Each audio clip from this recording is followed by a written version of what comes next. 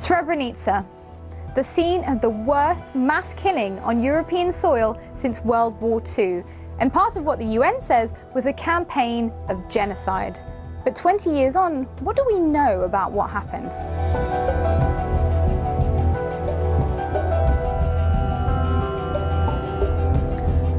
July 1995. Tens of thousands of Bosnian Muslims had fled a Bosnian Serb army offensive and were under siege in Srebrenica, today's eastern Bosnia.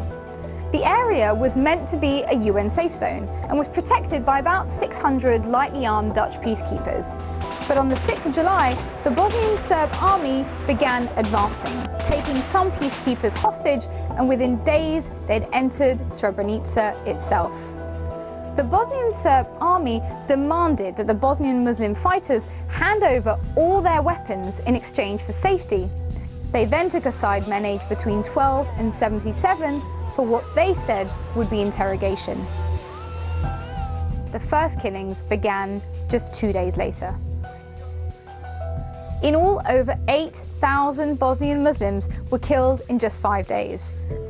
And over 23,000 women and children were forcibly deported, with reports of widespread torture and rape. Even now, 20 years on, victims are still being identified and reburied. While Serbia has apologized for what it said was a crime, it denies that the killings were a systematic attempt to eradicate a people. In other words, a genocide.